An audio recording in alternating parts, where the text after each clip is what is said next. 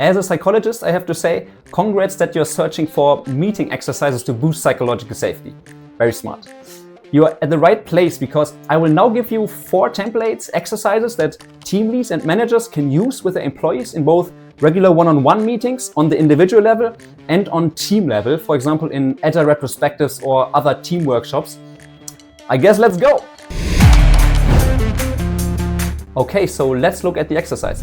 By the way, all the exercises that you're seeing here, they are all from this team development software Echometer. All right, so it uses this visual here, basically focusing on explaining what a successful team is about, meaning that the distribution of the speech is very equally distributed compared to an ineffective team where potentially only the boss is talking. I'm looking at you here. And then you basically simply go through these questions here. So you're asking, where do you see your team? How are contributions distributed? And as I said, you can use this on a one-on-one level, for example, also to reflect with a very introverted employee. And this might help to trigger some reflection on his or her side. And you can use this, of course, on team level. The next question would be that you also reflect on a team level potentially. Where do you see yourself? What role do you play depending on the meeting? And then the last question is, what would be a first step to ensure that speeches are distributed more evenly within the team? Now, it doesn't matter if you're doing this on the team level or individual level. This last question is obviously targeted towards having this specific action item at the end. I want to introduce the next exercise for boosting psychological safety with the post that I saw on LinkedIn. What I like about this public text here is that she's actually a manager of BlackRock, so a rather conservative company. And they did this exercise, and she's saying it was a roaring success. It was really successful.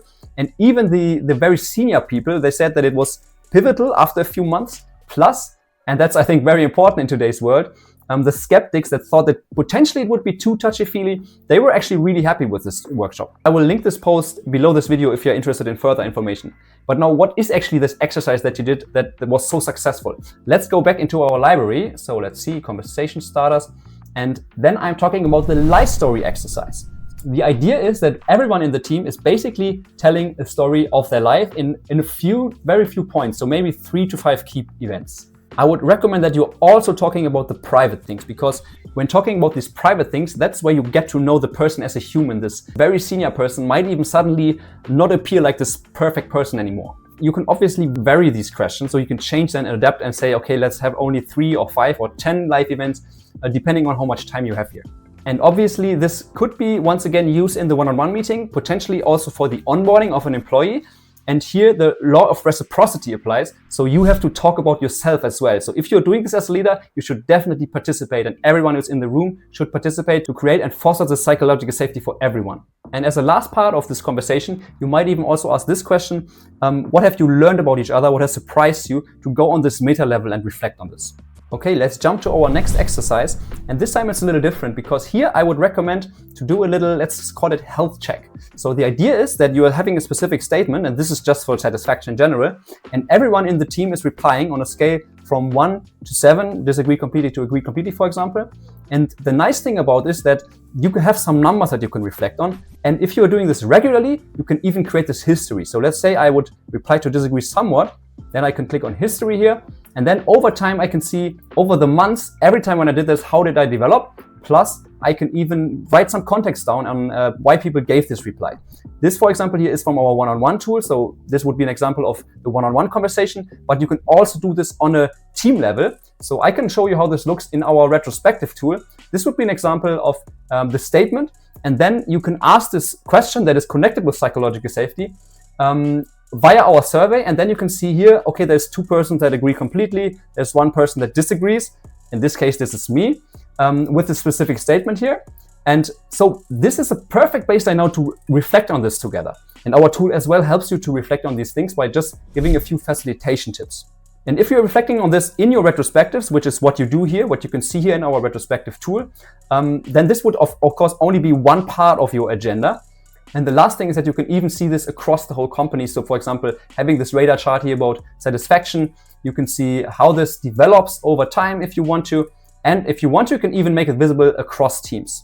But now let's get back to our exercise. So first question that I would recommend that is actually measuring psychological safety in a survey is this one here.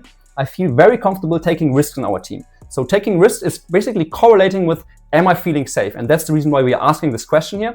So as I said, in the one-on-one meeting, your employee would just give a reply on a scale from 1 to 7, and then you would reflect on this, ask, why did you give this reply? Also write down some context. For example, I don't like employee X, which would be a very interesting insight that you can then zoom in on. Okay, the next question here is, in the last weeks, I was able to use my strengths at work very often. Using the strengths, again, is basically your safety zone. And so this is as well correlating with psychological safety. So I would give a reply from 1 to 7, and same principle, I would reflect on this. And our tool would even have some suggestions, but that's not what we want to focus on here. And the next question of our template, and I have overall 4 questions, by the way, is this one. It is very easy to ask other members of this team for help. So asking for help, once again, is a sign of, okay, this person does feel safe in our team. There's one last question that I would want to ask in our third exercise for increasing psychological safety. So I'll just filter by using our hashtag here. Let's see, so where is it? Yes, that's the last one. If I share that I've made a mistake, I won't be judged for it. So I'll also add this here to our template. The idea here is it's about the culture of failure. So the culture of failure is at the very core of psychological safety. If you are feeling like, yes, I can be a normal person and don't have to be perfect, this is a very good sign of, okay, I feel psychologically safe. I would say in this case, I feel pretty psychologically safe because I agree to most of these statements in the one-on-one meeting with my boss. Once again, you can do this on one-on-one level, but if you want to do it on a team level, then I would recommend to use our retrospective tool, Echometer. This is how this looks if you are replying to survey items in the retrospective. Okay, so the very last exercise is actually connected to this last survey item that I just showed you in exercise 3, which is this one here. If I shared a mistake, I won't be judged for it. And we will use this in our 4th template. So I will maybe quickly again via clicking through the hashtag here. It is this one, failing forward. Once again, a little visual here supports the meeting. So the idea is that you have this wall in the background and it says, okay, a good solid wall basically looks like this and not like this. So in other words, failure is part of success. And this visual is basically a primer for the conversation. And we once again use some open questions. First question is very easy to reflect on when was the last time that you had the feeling that you failed at something? How did you react to this failure? What would be a constructive way to look at this failure? And then the last question is, what are the next important failures you need to make in order to get closer to your goals? So this last question underlines this point that yes, failure is part of success. When we ask this question, no matter if it's in a one-on-one meeting or the retrospective meeting, you should also apply the law of reciprocity. That means you should also share your mistakes and failures from your life or from your work tasks, whatever, it could be anything. Now, working on psychological safety is a smart idea, but there are a few other things that you have to work on to plug what we call the performance leak that most teams encounter. You can get a feeling for what to do by checking out the performance leak map that you can see here on the left. If you want to increase your team's performance to a 10 out of 10 by learning how to plug the performance leak, check out our channel and obviously subscribe. See you there.